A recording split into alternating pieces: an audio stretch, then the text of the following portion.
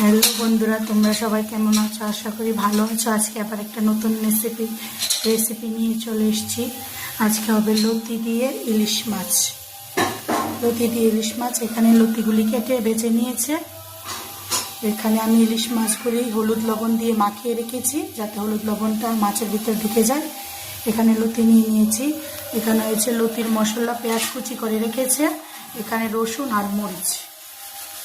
আবার পরে তোমাদের দেখাচ্ছি। লতিগুলোকে একটু গরম জল দিয়ে ধুয়ে নেব।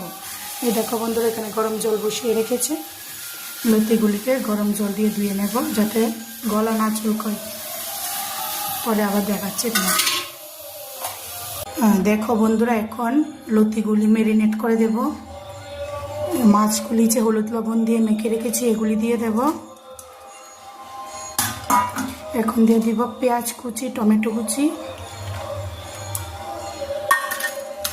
এখানে দিয়ে দিব রসুন আর মরিচগুলি থেতো করে নিয়েছি,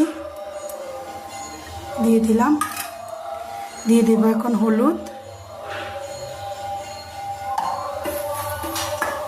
আর দিয়ে দেব স্বাদ মতো লবণ। তোমরা স্বাদ মতো তোমাদের পরিমাণ মতো লবণ দিও। আর দিয়ে দেব পরিমাণ মতো তেল।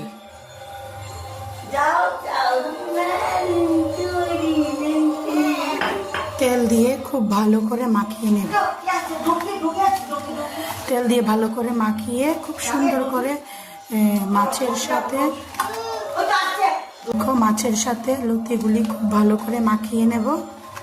মাখিয়ে 8 ঘন্টার জন্য ম্যারিনেট করে নেব।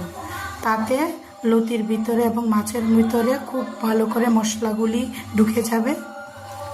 এরপরে সোমবার দেব, তখন খেতেও খুব ভালো লাগবে। এভাবে ম্যারিনেট করে লতি আর মাছ রেখে দেবে 10-15 মিনিট বা 8 ঘন্টা, যে যতটুকু পারো ততটুকু সময় ধরে রেখে দেবে। দেখবে খুব ভালো লাগবে। মাখিয়ে নিয়েছি, এখন রেখে দেব 15-20 মিনিট, যে যতক্ষণ পারো রেখে দেবে। তারপর আবার দেখো বন্ধুরা, কড়াইতে তেল দিয়ে দিয়েছি। তেল গরম হয়ে গেছে। ম্যারিনেট করা লতি আর মাছগুলো দিয়ে দেব।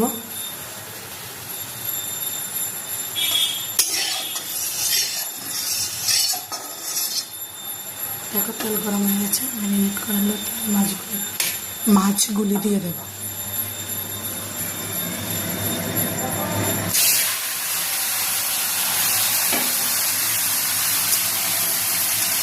খুব সুন্দর করে লতির সাথে মাছগুলি মিশিয়ে দেবো। মিশিয়ে খুব সুন্দর করে